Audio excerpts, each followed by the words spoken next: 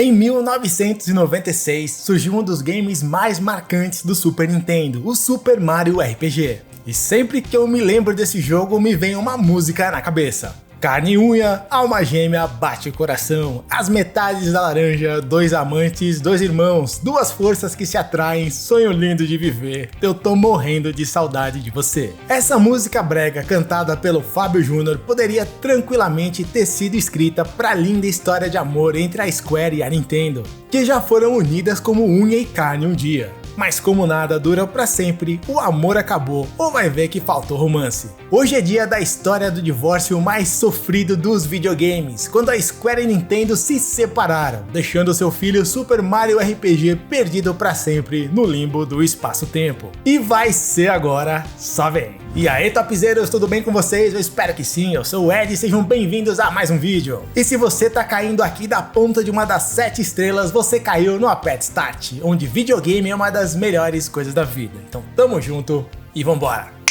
Super Mario RPG é fruto do relacionamento entre duas das mais respeitadas e queridas desenvolvedoras de games que já existiram, pelo menos até aquele momento, a Nintendo e a Square. Foi a primeira vez que o herói com sobrepeso apareceu em um RPG de turnos e foi uma estreia estelar. Esse game inesperado acertou em cheio, tanto os fãs do Mario quanto os fãs de RPG. A Square conseguiu combinar aquele jeitão de Final Fantasy com o universo do Mario e criou uma experiência única, literalmente única. Apesar de ter sido muito bem recebido e ter criado muita expectativa por uma sequência, essa sequência nunca aconteceu. E provavelmente nunca vai acontecer, porque o mundo não é a ilha dos unicórnios encantados e pais se divorciam a todo momento.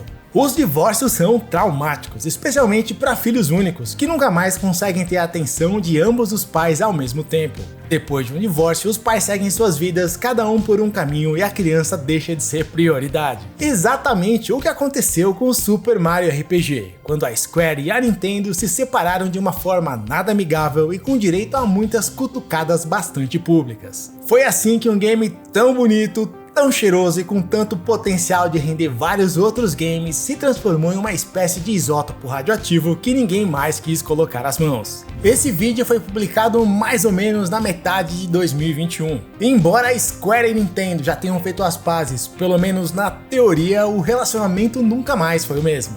A Square foi muito importante para a Nintendo, tanto no Nintendinho quanto no Super Nintendo. Ela trabalhava quase que de forma exclusiva para ela, e era praticamente uma desenvolvedora second party, quando uma empresa de fora acaba sendo considerada como parte do negócio, mesmo que de forma informal. A Square teve um relacionamento muito parecido como foi o da desenvolvedora Rare com a Nintendo. E principalmente no começo do Nintendinho, a Square teve um papel muito importante ao conseguir levar os RPGs para o mundo 8-bitiano com Final Fantasy. A relação das duas empresas era tão próxima que no meio da década de 80, quem era contratado para trabalhar na Square era informado que podia se considerar como se estivesse trabalhando para a própria Nintendo. Desde o primeiro game, a franquia Final Fantasy viveu seus dias de glória nas plataformas da Nintendo. E o mesmo aconteceu com outros RPGs da Square, como Secret of Mana e o Chrono Trigger. Nintendo e Square estavam tão bem alinhadas que em algum momento esse relacionamento tinha que ir para o próximo nível. E tava na hora dessas duas empresas surpreenderem o mundo fazendo um jogo juntas. Os RPGs da Square quase sempre iam muito bem em vendas no Japão, mas nem tanto na América. Final Fantasy VI no Japão, também conhecido como Final Fantasy III nos Estados Unidos, vendeu absurdamente bem no Japão, passando dos 2 milhões de cópias. Mas o mesmo jogo nos Estados Unidos não conseguiu atingir as metas de vendas. Para Square, a razão para isso é que a complexidade e os personagens de RPGs super japoneses nem sempre encontravam audiência em massa nos Estados Unidos. A solução para esse problema passava por fazer um RPG com personagens que o público americano se identificasse, como o Mickey, por exemplo. A Square não tinha um relacionamento com a dona do Mickey, a Disney, mas ela tinha um relacionamento com a Nintendo, que tinha um dos personagens mais reconhecidos do mundo, mais até que o próprio Mickey. Quando a Square propôs à Nintendo um RPG no universo do Mario, uma pessoa em particular abriu os olhos o máximo que pôde, o Shigeru Miyamoto. A Nintendo nunca havia feito um jogo do Mario no estilo RPG. e a Square era considerada a rainha dos RPGs. Seria uma grande novidade, algo que ninguém esperava, e certamente o público americano já se identificava muito com o Mario, que já havia sido jogador de golfe, piloto de kart e até médico. Por que não um RPG com o bigode? As conversas entre a Square e a Nintendo começaram em 94, e foi definido que o jogo feito pela rainha dos RPGs, com um dos personagens mais famosos do mundo, não poderia ser um jogo como qualquer outro. Esse game teria que ser especial, teria que oferecer alguma coisa diferente. O trabalho da Rare em Donkey Kong Country foi uma fonte de inspiração. Os gráficos pré-renderizados, criados nas estações da Silicon Graphics, foram o ponto de partida, mas a Square quis ir além. A visão escolhida para o game foi a isométrica, um visual que abria novas possibilidades de explorar profundidade e perspectivas tridimensionais nos cenários. E para o que a Square tinha em mente, ela iria precisar de mais hardware do que o Super Nintendo tinha para oferecer. A Nintendo sugeriu o uso do chip SA1, que turbinava muitas vezes o poder de processamento do console. Na prática, isso significa que com esse chip dentro do cartucho, o Super Nintendo podia mostrar muito mais coisas na tela ao mesmo tempo e de forma mais rápida. Shigeru Miyamoto supervisionou o projeto todo com olhos de águia. Ele queria ter certeza que o jogo tivesse a cara da Nintendo. Por isso as visitas à Square eram constantes. Ele queria garantir que Mario não fosse descaracterizado, como por exemplo, usando uma espada pontuda e afiada de forma ameaçadora, que era algo bastante comum nos RPGs da Square. Agora olha que massa como esse nosso mundo dá voltas. Quem joga Super Mario RPG rapidamente percebe que o Mario pula bastante e usa um martelo como arma. O martelo foi uma das sugestões do Shigeru, e não foi uma sugestão que veio do nada. O martelo foi a primeira arma que o Mario usou em um game. Logo no seu primeiro game, Mario usava o martelo para se proteger dos inimigos enquanto pulava e escalava uma construção, para salvar a Pauline das mãos cheias de dedos do Donkey Kong. Super Mario RPG teve o seu visual inspirado pelo Donkey Kong, e Mario pula e usa um martelo como fazia no seu primeiro game. Coincidências do destino à parte, o que o Shigeru queria mais que tudo era que o game fosse extremamente divertido, leve e bem-humorado. Ou seja, nada de um RPG sisudo sobre um capiroto querendo o fim do mundo. E em 1996 foi exatamente isso que o mundo conheceu.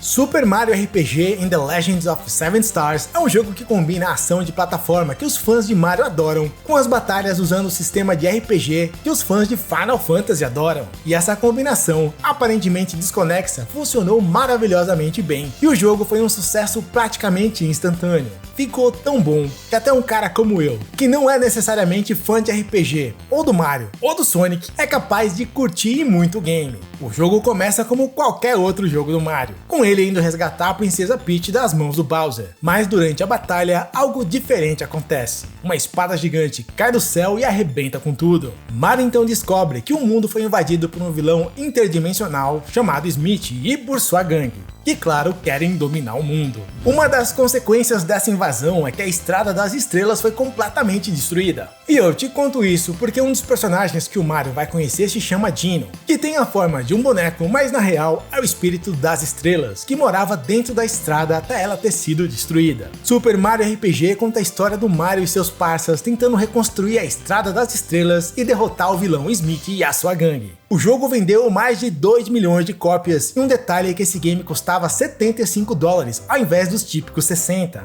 Em 1996, o Super Nintendo já estava bem próximo do finalzinho da sua vida comercial. Para um jogo custar mais caro que o comum nesse momento, e ainda assim ser tão bem aceito e vender tanto, é porque esse game realmente tinha alguma coisa muito especial, bem acima da média. Foi um game inesquecível. E falando em inesquecível, eu tenho que te lembrar, não esquece de deixar o like e se inscrever se você ainda não for inscrito. É assim que você fortalece o canal, e não deixa para depois, senão você acaba esquecendo. É só com a sua ajuda que o canal consegue chegar mais longe. Super Mario RPG é cheio de diálogos e interações hilárias entre os personagens, e é um dos jogos mais bonitos do Super Nintendo. A trilha sonora foi composta pela Yoko Shimomura, a mesma criadora das músicas épicas de Street Fighter 2 do arcade. Esse game é o resultado de um trabalho desenvolvido por duas empresas no auge da sua forma física e mental, com o Super Nintendo no ponto mais alto da sua popularidade, e foi lançado poucos meses antes da chegada do Nintendo Nintendo 64. Ovacionado pela crítica, adorado pelos jogadores e um sucesso comercial. Um jogo assim, a gente sabe que exige uma sequência. Planos foram traçados, uma versão beta de Super Mario RPG 2 chegou a ser apresentada. Só que essa sequência nunca veio de verdade, porque no meio do caminho, o casamento que parecia tão feliz entre a Square e a Nintendo chegou ao fim.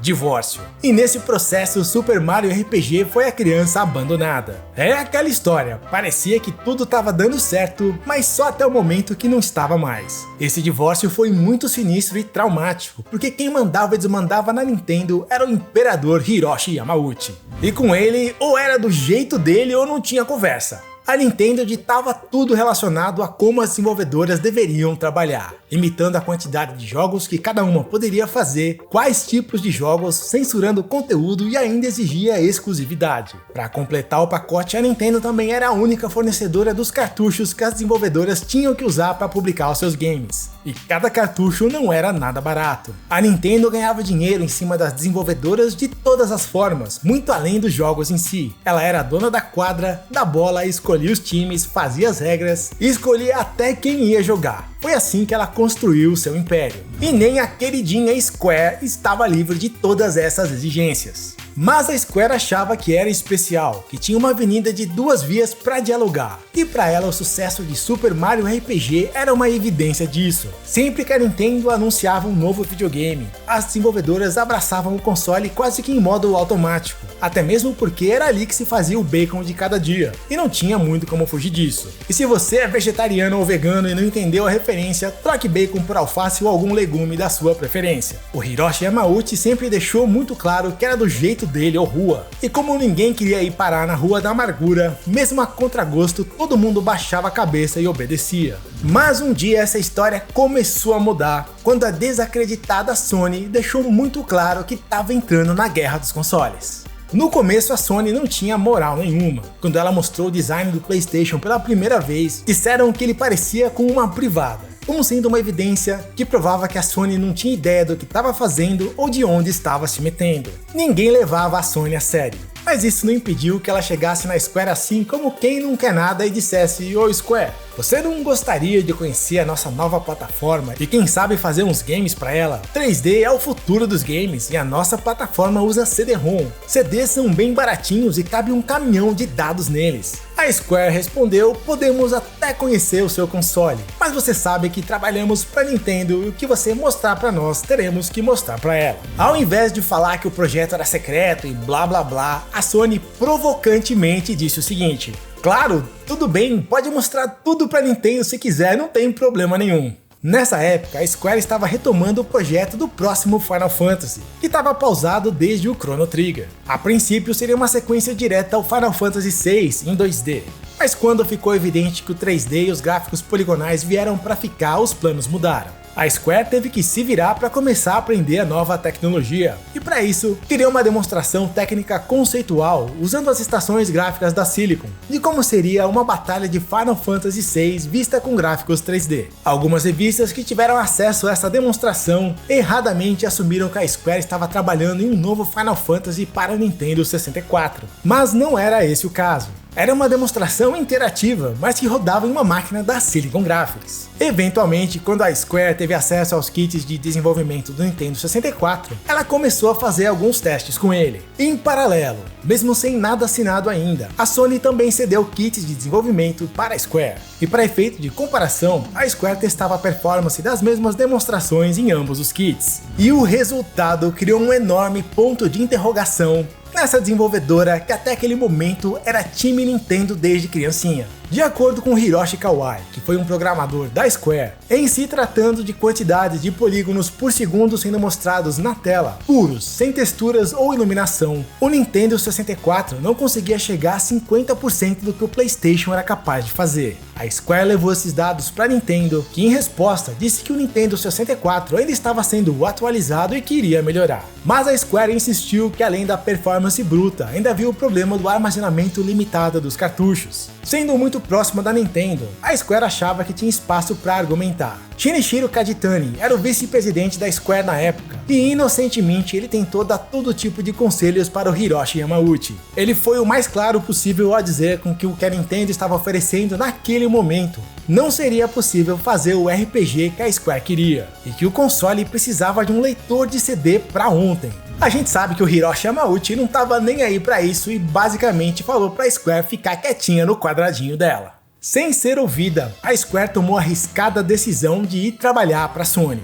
que havia oferecido o melhor acordo possível para ela, com as melhores margens de lucro, os menores custos de produção e com as melhores condições de trabalho. A Sony deu um tratamento de rainha para a Square e ficou impossível para ela dizer não. Uma empresa ir trabalhar para outra por receber melhores condições não deveria ser nada demais. Mas no caso da Square deixar a Nintendo para ir trampar para a Sony, o bicho pegou. E foi o equivalente a um Hadouken nos ovinhos de Yoshi do Yamauchi. A Square anunciou na televisão e nas revistas que Final Fantasy agora ia rolar no novo videogame da Sony. Até então ninguém levava a Sony muito a sério, mas depois desse anúncio super público, a percepção começou a mudar. E não demorou, outras desenvolvedoras como a Enix seguiram o mesmo caminho, criando um efeito bola de neve que fez quase todo mundo querer deixar a Nintendo para assinar com a Sony. Se por um lado a Sony devia estar feliz da vida, do outro lado o Hiroshi Yamauchi estava espumando de raiva. Em um momento de fúria cogumeliana, Yamauchi deu a entender que o Nintendo 64 não precisava de RPGs, e disse que jogadores de RPG são pessoas deprimidas que se sentam sozinhas em seus quartos escuros jogando games chatos e tediosos. Só faltou falar que a Sony era boba, feia e que soltava pum fedido. Pense em um ranço tão grande, tão cheio de informação, que não caberia nem nos 3 CDs de Final Fantasy VII. Depois da separação,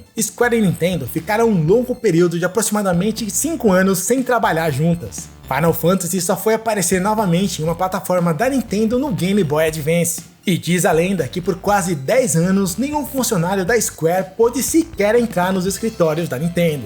Mas se eventualmente as duas empresas voltaram a conversar, qual que é o impedimento para que aconteça um Super Mario RPG 2? Além do ranço eterno, da evidente falta de interesse e de todo o tempo que passou, o lado burocrático do negócio ainda deve criar barreiras. Super Mario RPG foi feito em conjunto, o que significa que parte da propriedade intelectual do game é da Nintendo e a outra parte é da Square. Por exemplo, o personagem Dino não é da Nintendo, é da Square. A Square, por sua vez, não é mais Square, é Square Enix. E é uma empresa completamente diferente daquela que fez Super Mario RPG em conjunto com a Nintendo. Super Mario RPG 2 é um game que nunca saiu de verdade e eu acho que nunca vai sair.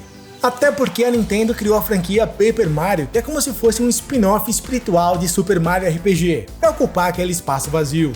Yoshihiko Maekawa, que dirigiu o Super Mario RPG, já declarou publicamente que não tem nenhum interesse em revisitar aquele universo ou seus personagens. Para ele, o game tinha um objetivo que foi cumprido e fim de papo. Em outras palavras, o ranço é eterno. Sinceramente, eu não culpo Maekawa por pensar assim. O divórcio entre Square e Nintendo, considerando todos os desdobramentos dessa história, deve ter sido um evento pra lá de traumático para quem viveu tudo aquilo de perto. E eu acho mais fácil o Shigeru raspar o bigode do Mario do que o mundo receber um Super Mario RPG 2 legítimo. E agora me conta aí nos comentários, você já jogou o Super Mario RPG? O que pensa dele? Gostaria que ele voltasse ou é melhor deixar como está? Eu quero dar as boas-vindas aos novos membros, o Neco Bagdá, o Thiago Almeida, o Jonas Souza, o Fabiano Kaufmann e também aos que renovaram, o Ricardo Bé por 12 meses, o Lioloco Play por 14 meses, Marco II Mezena 15 meses, Alexandre Antônio por 12 meses, Rafael Oliveira por 2 meses e o André Ferraz já tá aqui há 11 meses com a gente. Muito obrigado pela presença, espero que você tenha gostado do vídeo e como sempre, jamais esqueça que videogame é uma das melhores coisas da vida. Paz!